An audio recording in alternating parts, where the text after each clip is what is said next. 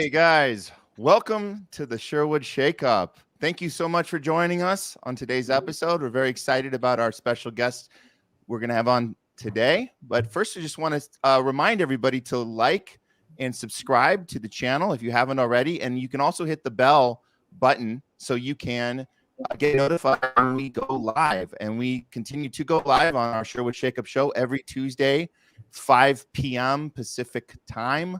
And then we're on Clubhouse right after that at the top of the next hour at 6 p.m. Pacific time. So download the Clubhouse app and look for the Sherwood Players Club, where we do a room called Power to the Artist. And we do that every Tuesday following the Sherwood Shakeup. And so we'll be on that today. So if you guys please join us, because on Clubhouse you can actually talk with us and engage in the conversation. But of course on the Sherwood Show you can definitely type in your questions and we'll try and get them answered. But yeah, again, thank you for joining us. We have a very special show today. We're going to be talking about storytelling and pushing back against censorship. Quite a controversial issue lately, but we like to hit things dead on when and talk about them, especially when things that affect the entertainment industry, which we're all in. And we want to be on the forefront of conversation and really set a tone for how we move forward in the future, because these are very uncertain times, and we as artists have to be in the front lines as we set the example. We hope to inspire others, and we hope to maneuver into these new territories and do it in a creative, thoughtful, professional way. But more than anything else, we do it with courage. And that's why, and we've been doing this way before COVID. We've been all about taking risks, and when we believe in something, we put everything we have into it, and we see it through to the end. And again, that's why we full circle back to this medium where we have to be open and respectful and provide platforms and be supportive of other platforms where people can discuss and share their stories and share their ideas. So that it all comes back to storytelling and fighting back against censorship. So that's why we thought we'd do this episode today. So before we introduce our guest for today, I would like to first of all say thank you for people that came into the NFT talk last week. That was incredible. We had some awesome viewership on that and awesome engagement. And we do plan to do a follow-up NFT show in the future. We're going to be looking to bring in some new guests to talk with us about NFTs in Hollywood and in gaming. So look out for that. Next week will be our mid-season finale, and we're going to be bringing on the cast and crew behind the film Craving, which is now in development. And so we're excited about that. And now at this point, let's touch base with Lizette. Oh, Lizette Santiago, welcome to our amazing correspondent and on the ground sometimes, but here with us today. Thank you, Lizette, for joining us. Hi there, Matt. How you doing? Long time no talk. Very good. Very good. What's been going on with you? How's everything in your neck of the woods? I don't know, but did you feel like the little rain today? Was it rain or was it hazing outside? I did feel the rain. I was actually over at our favorite printing shop in North Hollywood. They're called NoHo Copy and Print. They're amazing. We do all of our designs there. And they're just like, they told me right when I walked in, they go, watch out. By noon today, there's going to be a thunderstorm. So you better get into your home. And I was like, okay, I took their word for it, but I didn't see a thunderstorm, but I felt the sprinkle for sure.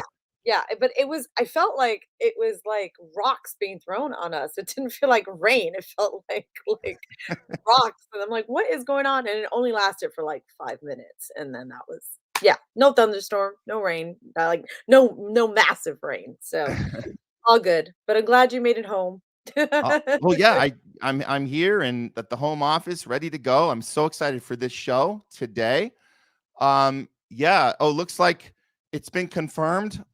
There was hail. David, our producer, has confirmed there was hail today. Okay. So that's what I felt. I was like, we all survived. Hurt. Are you okay? Did you hit your head? No. Okay. The hail was just like hitting my head. And I was that rain hurts. Okay. but you're okay, right? I'm fine. I'm Okay. fine. Okay. I'm Great. Okay. So we have some really cool stuff happening in the community that we should just really update the viewers on before we move on with the show. The Complex Hollywood. This is where we have all of our events. We're excited to get back there and do some live stuff, in person stuff. Nice. Nice. So Yeah. what's happening? What's happening there, Matt? What's the Well, word on the street, on the we top? have the next Spectrum production workshop in the works. We're going to be announcing the special guest shortly, and we have the director's course, the 8-week course we offer to directors, actors of all levels, so first time or experienced, coming into the course. This is not like an acting course. This is specifically for the director's process that we focus on. We take the directors and their actors through an 8-week experience where by the end we put up the best scenes on a live showcase, and everything is accounted for from the director's vision, from the lighting, the sound, the costumes, the staging. But more than anything, it's the vision that we try to get out of the director, and we want to show that to the audience. So the audience that even comes out to our past showcases, Lizette, they've Wow. noticed the difference between like an actor showcase, like look at me, I'm in a scene, versus a director with a strong vision, which is what we're going for. Nice, nice. That's the way to go. And you know what? I've seen that. I've seen it done before, and it was really amazing. And though I personally don't think I ever have the ability to be a director, because I think you have to have a specific, skill for that. It's so No, no, no. no, Lizette, you already have what it takes to be a storyteller, right? You're an True, actor, true, you're a performer. true. I would say to someone like to you and anybody that thinks the same way you do, Lizette, I would say check out the course. If you're nervous to start directing, we actually ask that people take the first step by coming into the class as an actor, and you can kind of be a fly on the wall while you watch your fellow classmates, your directors going through that process. And we've seen it before. People will sign up as an actor. The very next time we do it, they're like, I'm ready. I want to do directing. I want to try this. Wow, So okay. Well, yeah. maybe that makes me wanna take it even more. Yeah. Now Okay. now Well, I'm curious. great. I definitely wanna do the acting aspect of Right. it, but I mean, honestly, if I could direct something, I kinda would like to try, but, like, I would need the help, like you said, the workshop would help you do as an actor, so that's really interesting, and I think anyone who felt like I felt maybe should give this a shot too, you know? Excellent. Yeah, absolutely. And that's why we're here. All right. So, just some other updates. We're going to get to those a little later, but I'm actually excited to bring on our guest today. This is a really exciting topic, Lizette. To be honest, I'm a little nervous because I think we're going into the territory that's a little, um, it's complex, but it's really, I think it's our duty as artists to talk about this stuff, talk about what it means to be a storyteller and what it means to be about, allowing platforms for people to do that. Even if we don't agree with each other, we allow those platforms, and we have to be against censorship. I mean, that's at least where I personally stand, but I feel like let's have a conversation at least, right? Yeah, absolutely. Yeah, it's a sensitive topic for sure. Yes, So for I think sure. we need to address it and get some more insights on it as well. So I'm Okay.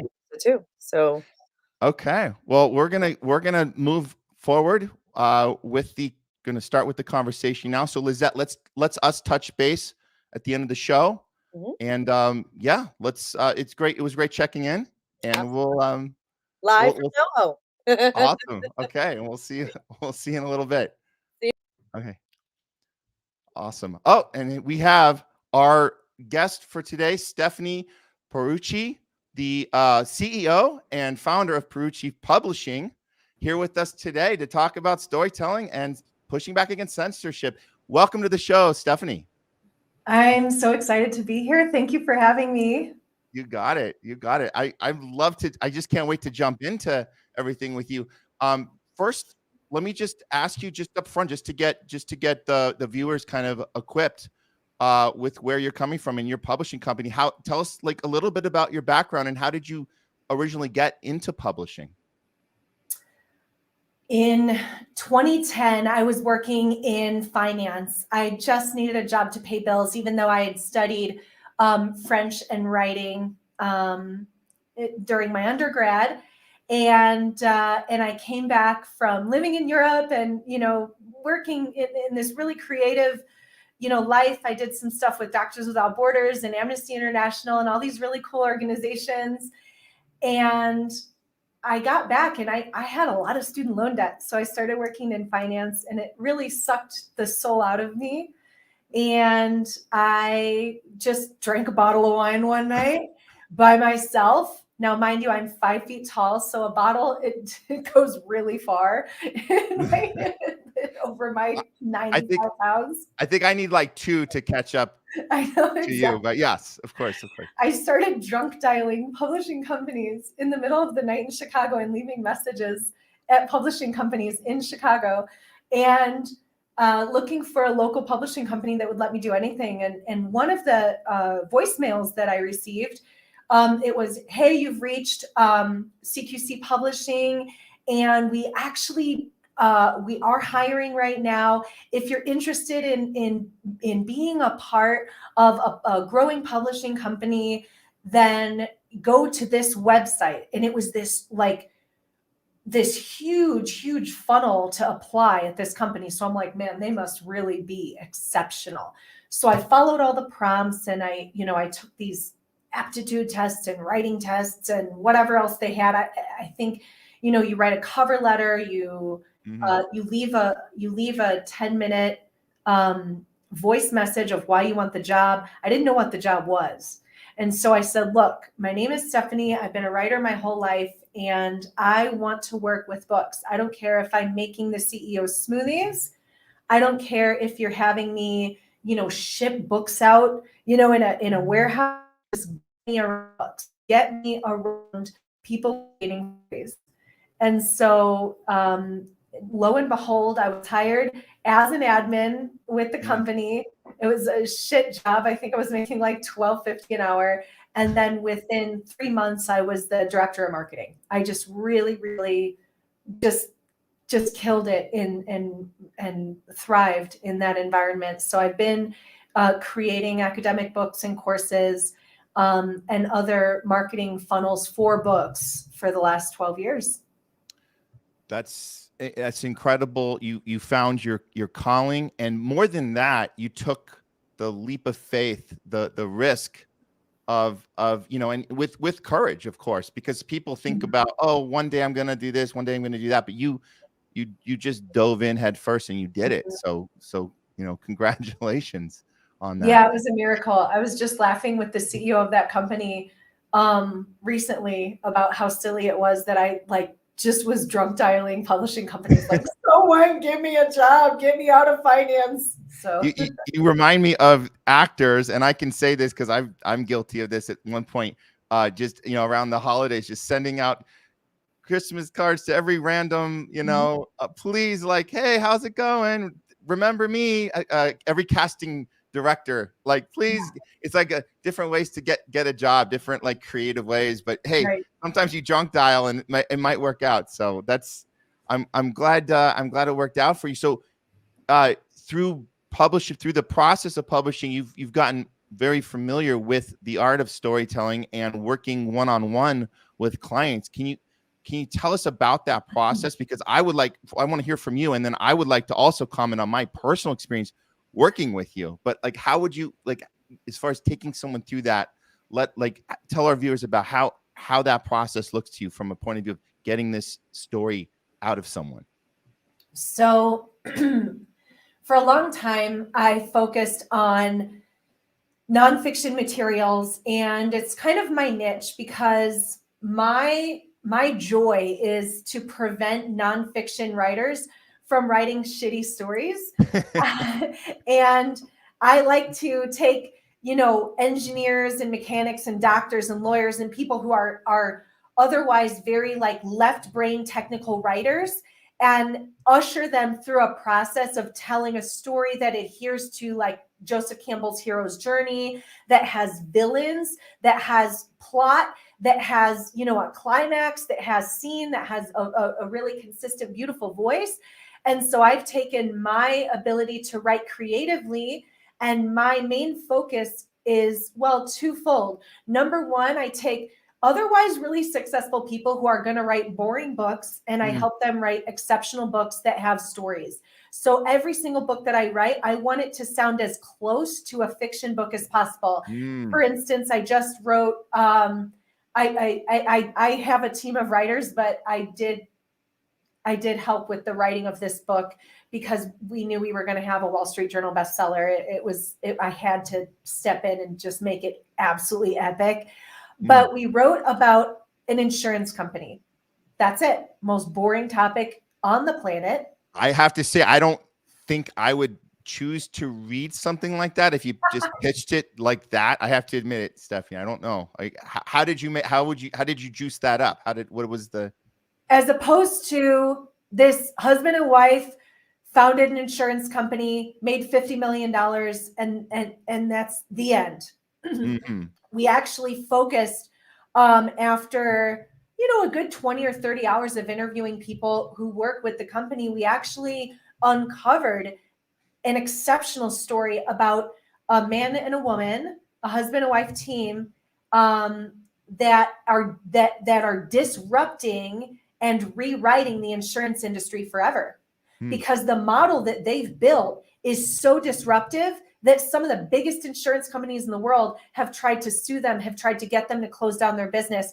And so we turned it from a boring company about a husband and wife making a bunch of money to the story of a team disrupting the insurance the insurance industry forever. So we had a villain.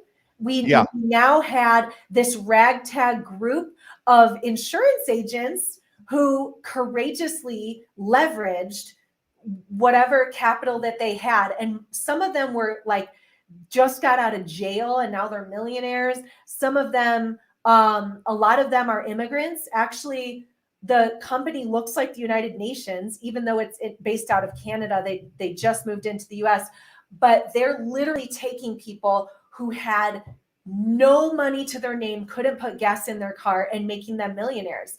And the reason is because of this very disruptive model that the company has. So as you can see, this guy says, oh, I want to write a book because I built this great company. And actually, he's a really humble and amazing man. And I absolutely adore this couple.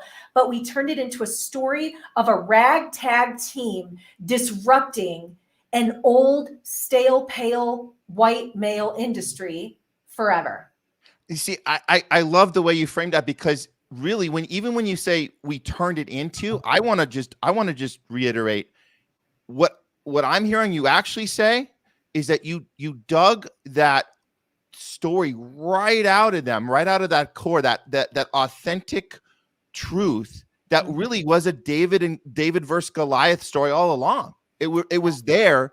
They just didn't present it that way at first, but you found it. So it's not like you were, let's pretend it was this, or let's pizzazz this up. You were like, let me dig in and pull it out. And I just find that awesome, because I feel like, and that's where you and I connected. And I just want people to understand, like, I brought a story we've been working on. We've been in development for a few years on Insecurity, the story of the nightclub scene told from the point of view of the bouncer, set in Hollywood in the early 2000s. And it's based on true events. And again, like, I think what I love when I brought it to you to turn this into a novel, which I think is such a great idea. And I recommend anybody who has a true story or based on a true story, any kind of screenplay or anything that you've developed in our industry and entertainment, I recommend going to Stephanie, or finding a place, an outlet like Stephanie, and figure out how to get that into book form, because if you're talking about building a brand, that's something that's just so important. And so, not to get off on a tangent there, but I have to go, I'm just circling back.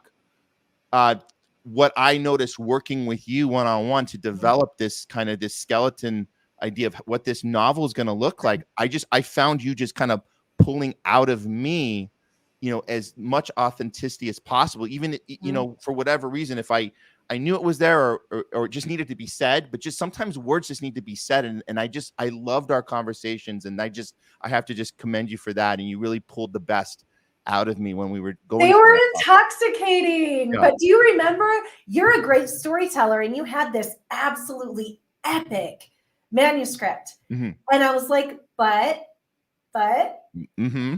we need a little more on the love story. We need a little bit more of that human connection. We need to see the light in the darkness. So we started adding some yin to the yang, because you told it as a male who'd been abused. Yes. And your readers are looking, we all inherently look for the light in darkness. And so we started to bring out some of that light. We want to see more of Matt's redemptive qualities. We want to see about that love and that loyalty from your roommates who were worried about you. We want to know what happened when there was that breakup. We want the human element. And it's so funny that in the same way I do bring the humanity and the soul to work with CEOs and professionals, I had to bring it with your manuscript as well, where I was like, if we're going to make this a book and people are going to go to bed and have dreams about this manuscript, what's that dream going to be? Is it going to be a nightmare, or is there going to be some redemptive element that we can thread into an otherwise dark story that talks about abuse that men are not talking about? And that's what's so special about Insecurity, is like men are not courageously coming forward to tell this story for a variety of reasons. They don't want to screw up relationships. They're embarrassed. They don't want to play victim. They're used to being protectors and providers, and they don't want to say like, man, I was abused. I was taken advantage of. And especially when you're like 8 feet tall, like Matt, it's just a shocking story that what you went through. And let's allow the audience to feel that. Let's allow the audience to feel you and to get to know Matt and to feel that compassion and love for you, because that's really what changes the world. Yeah, we can tell a story about. I just finished a book that was written in 2007. It was a New York Times bestseller called Infidel. And Infidel is written by a woman named Anan Hirsi Ali. And she ended up becoming Dutch. She was an immigrant from Somalia. She lived in Kenya. She lived all over Africa. And even in Saudi Arabia for a period of time. She became a Dutch citizen, ended up from being completely impoverished, becoming a translator, and then eventually becoming a member of parliament. It was a really talk about a rags to riches story. Wow, totally rags to riches. She wanted to tell this story about honor killings and female genital mutilation.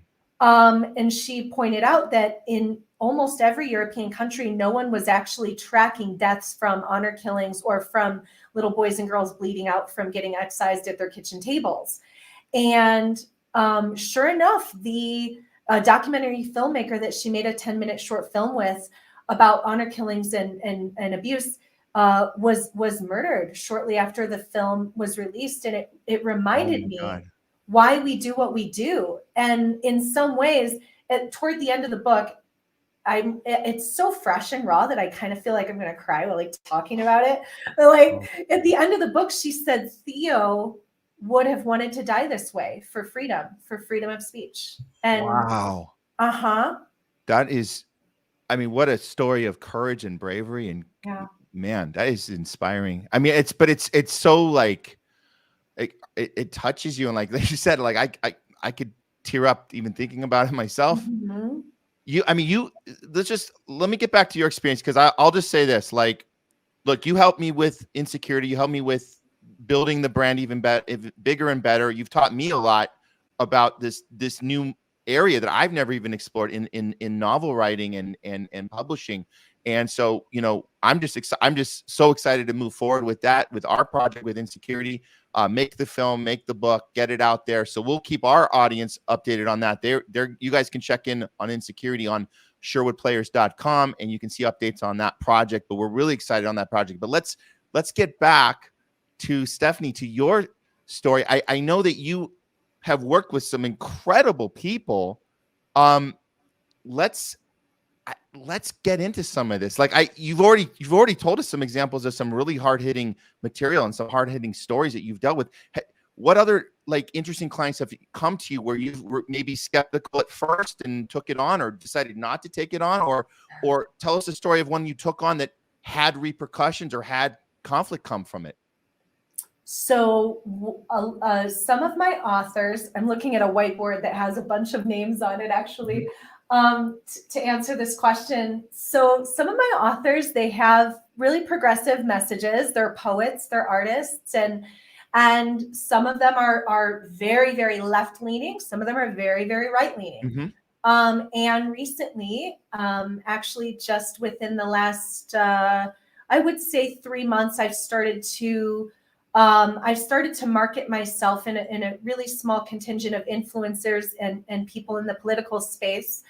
And I've said, you know, I'm willing to sacrifice authors who don't agree with these messages to publish books that would never get published. So I've become a place where people whose reputations have been tarnished, whose Wikipedia pages are very salacious and false, I've become a place where they can come to get the real story told because they're banned on YouTube, Facebook, whatever. And so in recent months, I was so inspired by Anand Hirsi Ali's story with the documentary filmmaker Theo Van Gogh. I was so inspired by that I said, you know what, I can do more. And so we're working with some very polarizing figures, and we're working with some of their teams. We've got, members, we have, we're hopefully going to be working with Dr. Vladimir Zelenko, who's obviously been, he's not just been censored, but he's been very scared for his life, which I know he said very publicly. Tell our viewers what is that he had. So he treated President Trump when he was in office and he got COVID. He also treated lots of other heads of state, and he's been very vocal. He was very vocal in Israel because he is like Hasidic Jewish Ukrainian. He's just gone out and said, look, we can heal our bodies with very easy over-the-counter drugs. You don't have to have money. You don't have to wait in line for a vaccine. Like, I'm going to teach you guys how to heal your bodies with these protocols using zinc and hydrochloroquine and stuff I shouldn't say on YouTube because they've got fact checkers as well. If you know what I mean. But so he really put his life and his career at risk for publicly saying, I'm healing people, and thousands of people are getting healthy and getting well without going to hospitals, just treating themselves at home with stuff you can find over the counter. And so that message has been polarizing. The message has been censored. He's been threatened. And so my job is to make sure that I market the shit out of his work, and because he's interested in saving lives. I love it. And you know what?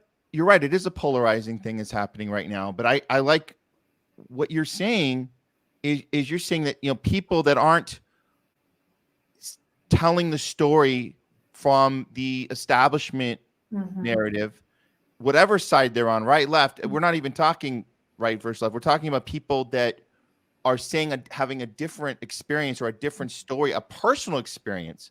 People that we know have been thrown off of Twitter. People that we know, Joe Rogan had on his podcast. They're being censored, and a lot of people are saying, "Yay!" They're saying, "Yay! Let's get them off of social media. Let's not allow them to tell their story." And for me personally, like I feel like what you said about having a responsibility.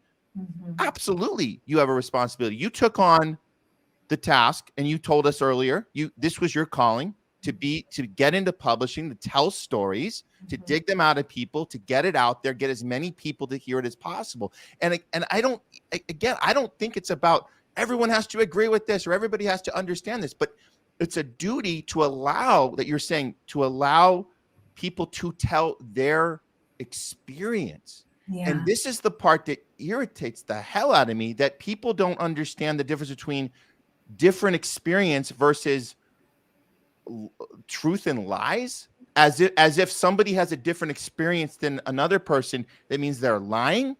We have to stop with that language and just accept it. One person's experience might be different than others. And when they're a professional in their field and they have the credentials, we at least got to give them a platform to at least have a chance to tell their story. Is that align with what you're saying? Like with this particular story, this doctor? Yes, it is. And then I think there's another layer for us as artists, as storytellers, as creators, as actors, you know. The next layer is, yes, I love you, but I do care what choice you make because I love you. And I think we're in this society where it's been, where people are lauded for saying things like, I don't care what you do with your body, just be free. And I'm coming from the perspective of, I do care what you do because I love you, because I want you to be safe, because your body is a temple of creative life force. Your body is an incredible creation. And I do care what you do with it. You know, so I actually take it a step further. There, you know, one of the others that we're excited to talk to work with this year, and he might be fascinating to Google, although he doesn't really have a strong social media presence, but his website is Regenerel, and he's bringing a technology to market that uses umbilical cord cells in something called Wharton's jelly, and he can heal any disease with it. And every 5 or 6 weeks, I text him and I say, "Are you in a trunk? Are you okay?" You know, because I'm scared for his life. And his name is Michael Crowley, and he's brilliant. And his entire family is working with this procedure where for a few $1,000s, people can get their lives back and heal just about anything. And it's cells within the umbilical cord. It's something so simple to create. And usually those umbilical cord, the Wharton's, this valuable component is just discarded. It's put in a medical waste bin, and it can save lives. And I text him regularly and I say, "Michael, are you alive? I haven't heard from you in a few weeks. Are you okay?" Because I'm scared for him. You're scared for him. Now, I know, you know, if anybody's watching this that thinks, come on, if a guy has a life-saving device and he's trying to tell the story and get it out there, why would anyone want to stop him from doing that? Like, can you just break that down? Like, where's that coming from?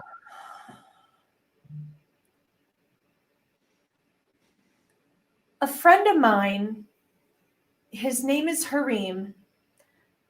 He worked with a man who had studied every type of medicine all over the world. He's lived in several different countries, and he has developed a technique. We're not even allowed to say the name. I wish I didn't know what the name was because I get excited. But he's developed this technique essentially through muscle testing, where he can identify. They identified through muscle testing that I had when I had a crown put on my tooth, that some of the gauze was left under my tooth and it was causing a lot of pain. Well, then not only did he identify that I had preparation from my dental treatment under my tooth, but then he put me on these supplements that are harmonically and energetically created for my body, that my body discarded the gauze. I pulled it out within a couple months. I had problems from being in my teens and 20s with eating disorders. I'm almost 40 now, but I had all these problems with my pancreas, and some of my organs weren't functioning. And so they put me on these simple, supplements. I take a few of them every day, and it's healing my body from the inside out. That man, before he died of a heart attack kind of recently, the man who developed the supplements, this line of it's kelp. It's, it's nothing extraordinary. But the man who developed all these herbal supplements, he had offers, 9, 10-figure offers from a large drug company that we all know in the US, in Canada, to buy the formulas. And in the contract, he said the formulas must go to market. And they couldn't sign the contract because they were going to destroy the formulas. So they were attempting to buy him off and then not release it. That was the plan. I'm answering your. No, I'm hearing. I'm trying as a storyteller, but I should just get to the punchline. I'm telling a story to illustrate the fact that there's no money in healing people. There's no money in healing people. What an amazingly crazy concept, Stephanie.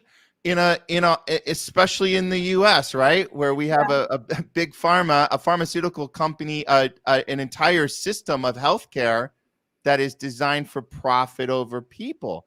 Interesting that you would not want people to be well, so you can't make them spend more money on medicine and drugs. Oh, that's the interesting concept. What can we do about it? Well, we can try and tell the stories, right?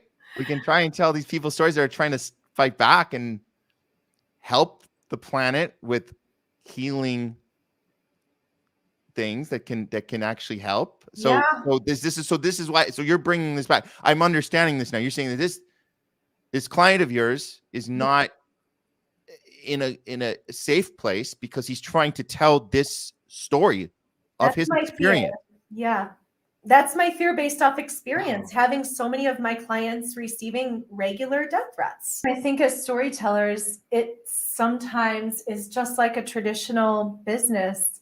It's just like a traditional corporation. We have to look at follow the money and then ask yourself, is this person being slammed or censored or otherwise threatened because they're actually a danger to people, or because they're a danger to someone else's self-interest? And that's the big question that I think people are asking more and more right now. I mean, when I started my publishing, I had an easy life 2 years ago. I was not in publishing. I was a book coach. It was so easy. I would get people in a group. It was very private. I told them to go self-publish. My life wasn't this complicated, but my co-parent tried to put me in jail for not wearing a mask at a public outdoor playground in Aspen, Colorado, where I was with my son. And although the contempt was dropped, which was great, I was supposedly in contempt of the governor's mask mandates or something. The situation was so traumatic for me, having multiple. Originally in September of 2020, there were 4 motions filed against me. There were many contempts of court filed against me. I was deposed. I was threatened with jail. I was scared of losing some of my custody rights, which I didn't lose any. But the fight's still ongoing. I'm actually still fighting some of those motions as we speak. Although the judge sided with me on the first 4, there were 4 more, and I'm being abused. Well, and for me, I was like, you know what? No one can understand the complexity of a woman being abused by the system like in a YouTube video. This needs to be a book. And that was what I was going to ask you. When are you going to get your story on the page, Stephanie? Because I mean, writing it. You did? Well, I started detailing it in The Manifesting Mind, which is one of my books I don't have on my desk. But I started detailing it in my manifestation book, just about how I was dealing emotionally with the pain of being abused by the system, by the legal system, and the how scary that was. But once my son is safe, once I consider my son to be safe, and once I have explicit permission to tell the story, because it's an active legal case, you can't put pressure on judges, et cetera. So I'm not advised to really be very public about what's really going on in my life right now. But once it's safe and I can do the tell-all, I mean, it will be the blueprint for parents fighting for their rights. What I've been through is so remarkably scary and abusive, and it destroys families, it destroys children, it destroys households, it bankrupts people. And so my fighting back, not only in my personal life to protect my child, but through my publishing company, it's helped me to realize that this is why God created me. I'm here to tell the stories, to help elevate world consciousness or heal the world or give people hope, and that comes back to insecurity. With insecurity, men can be more courageous because of your vulnerability, and it gives people hope. I mean, reading the first half of the book, you're like, is this character alive anymore? This is crazy. Things are insane. It gives people hope, and that's why in the third part of the trilogy, I'm like, we have to show Matt now. But that's why I do what I do, is because the world has the world has some really dark people who are motivated either by the perversion of religious and political beliefs. For example, these children that Anand Hirsiali talked about in her book with the, being excised at their kitchen tables, bleeding to death, 3-year-old children with this mutilation. The world has darkness. Let's just face it. Let's stop putting on our rose-colored glasses, because we're the storytellers. We are changing the world. Nothing changes the world like our stories, our movies, and our books. And although they're trying to ban Dr. Seuss, we still have a chance to help the world, to give them hope. And even though it doesn't make, drug companies money, even though it doesn't add to, Facebook's bottom dollar, it's our duty to keep fighting and to keep telling these stories until our dying breath. Well said. Well said, Stephanie.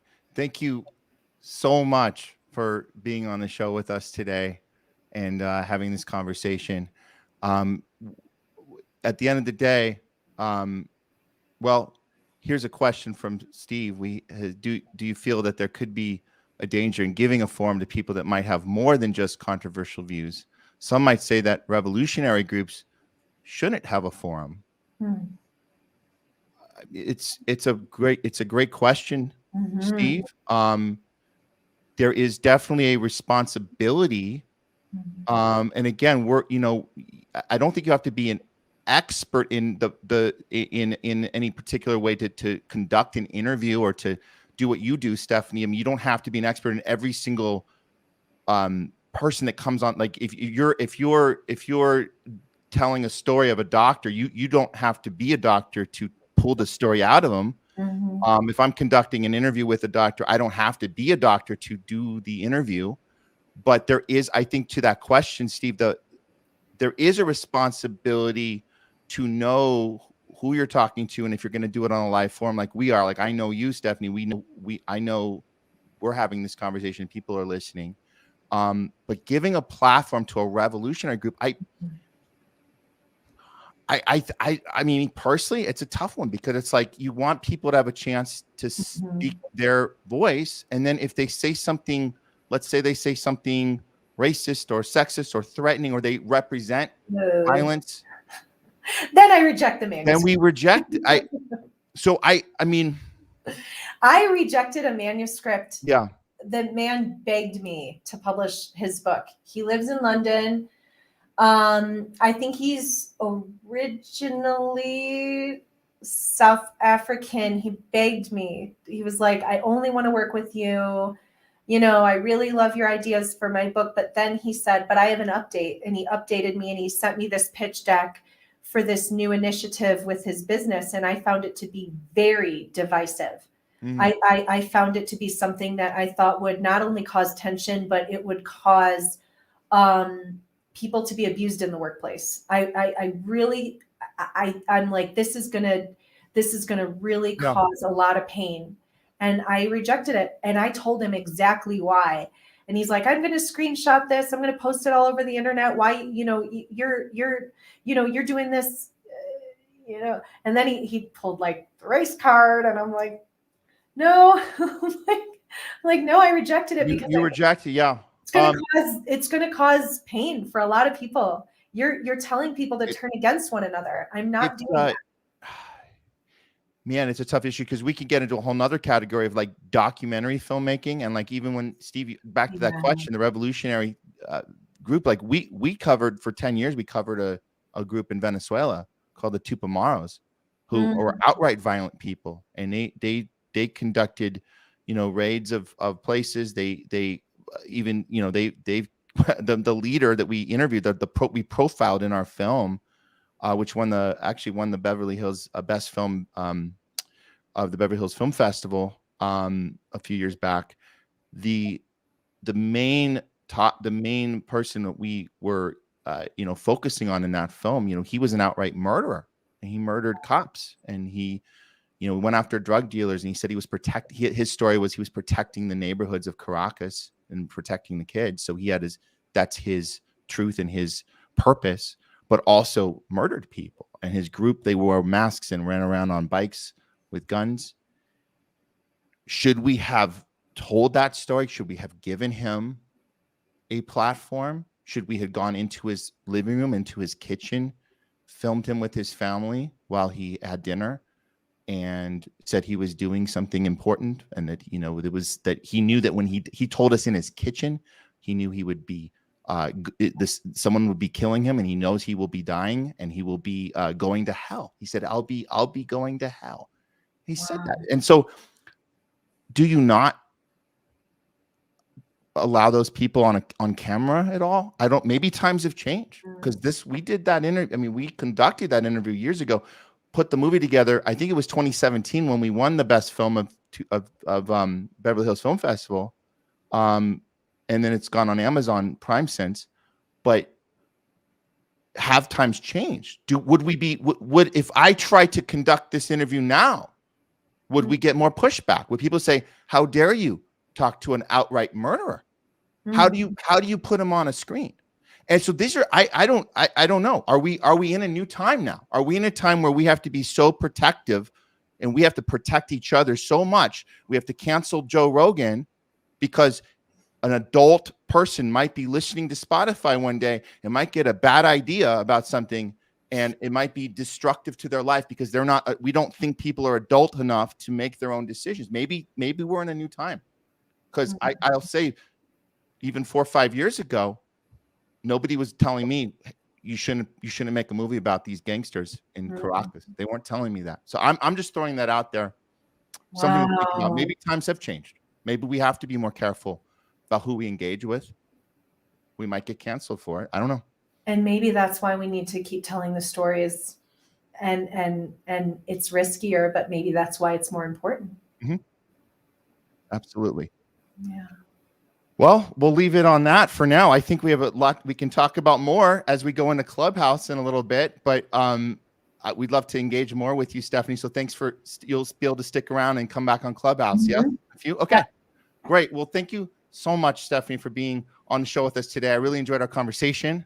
And people, if you want to get in touch with Stephanie and figure out if you have a story to tell, Stephanie will pull it out of you. You can go to pieruccipublishing.com. Yeah, and I'll be happy to send everyone some outlines that I've created specifically for my type of pulling stories out and stuff. So if you know, if anyone wants to just email our team and I can send you sort of a mind mapping to get your story out, I would be more than happy to send that to you guys.